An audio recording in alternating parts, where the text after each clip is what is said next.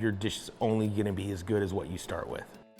If you start with substandard product, at your best, you're only gonna have a substandard meal. Starting with a good product really makes it easy to end with a good product.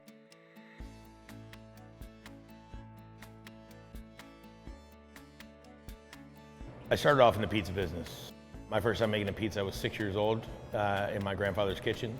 So I've been making food forever. So my grandfather taught me early, and I was always drawn to Italian food, and that's where I just felt most comfortable. I got serious in food about 2007, 2008. I made the transition from a corporate environment where I was middle management running restaurants into cooking from scratch. And then as I learned that new vision of what food was, I found out that I really, really loved it. So I kind of ran at that. So went to culinary school late, started working in fine dining, and then just really took off from there.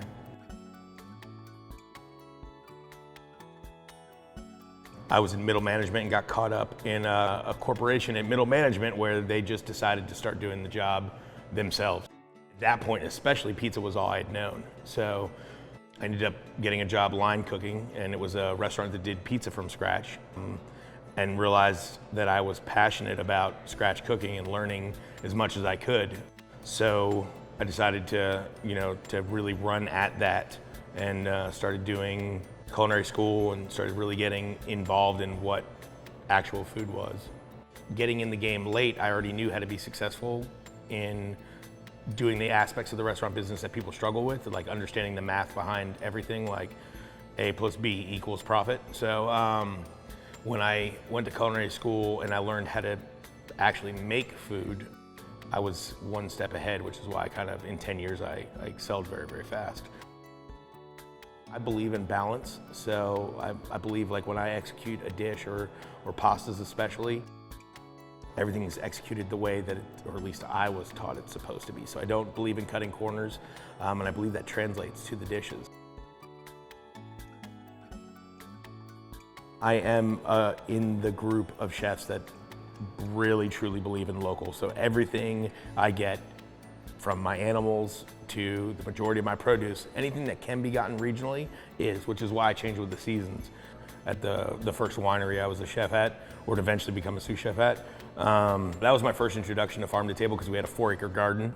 I was at Montelucci for 2.5 years, and that was where it was the most pivotal change in my idea of what food was, just because we grew the food there.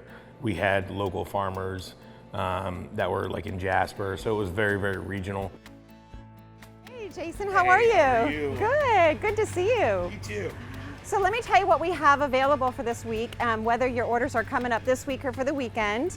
So it looks like we're going to have this crop available for this weekend, which is our romaine heads. They're sold in a case of 24, as you know, but the best part is you don't have to rinse or wash them, and they're just ready to go for your chefs to put on the plate. I like it. Yeah, and then also if you're interested in arugula, this makes a great dish for all Italian restaurants.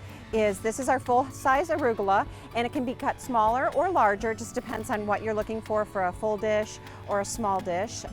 That's completely up to you, but the flavor is wonderful. Grown hydroponically, you're going to find that all the nutrients are in the water, so it's really going to taste really, really nice for a restaurant like Coletta. You're going to want to really start with a great ingredient.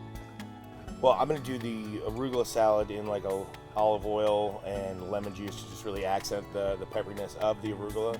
So I think that would be good with it. Okay. Because it's going to go with the pork marsala, which is a rich dish. So Okay. you can keep it simple. That sounds good. Well, we have a whole greenhouse full of different greens, but I did want to show you where the kale is, which is right over here. I don't believe in buying, commodity product from a vendor that I don't know where it came from or how the animal was raised, just because, I believe that, my 2 brothers' sheep that I get my lamb from. I believe in that, and I believe in using whole animals. So I am in that group of people that really believe that matters. I get to try to really get precise muscle cuts and do specials. So I'll use, lamb chops, which will only have 4 for that delivery. So I'm only gonna have 4 specials on that one, or the backstrap is a really popular special when I pull that. I only get a certain number of those, so it also breeds a little bit of exclusivity to the guest because there's only 4 of those specials. So it's stuff like that that keeps us connected to what we're doing, because at some aspect, especially in a busy restaurant, you can feel that you're just selling plates. You know, you're just selling food. You know, you really want to remind the people why we do what we do. Modern concepts never do really well in Atlanta, so they like more traditional things here. The support structure that you need to succeed is very, very real. I have a very great support system with my ex-wife, and you know, and like she's very supportive of what I do, and you know, it works really well.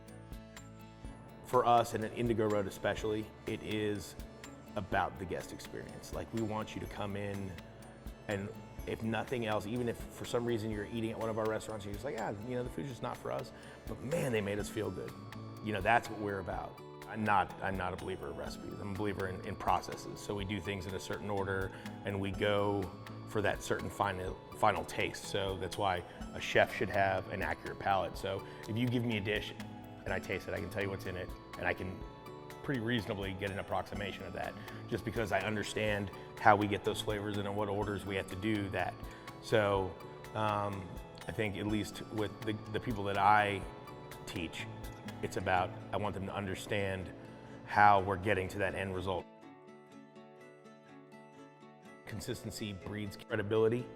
So by being consistent, that's when you really earn your chops. That's when you're showing everybody that this is what you're about, because you're always doing it at that level. So like the Michelin stars and those kind of restaurants of the world, it's about, we do the same thing every time, no matter what. So no matter which day you come in, no matter what time, you're gonna get the same experience at all times, and that's what we all strive for.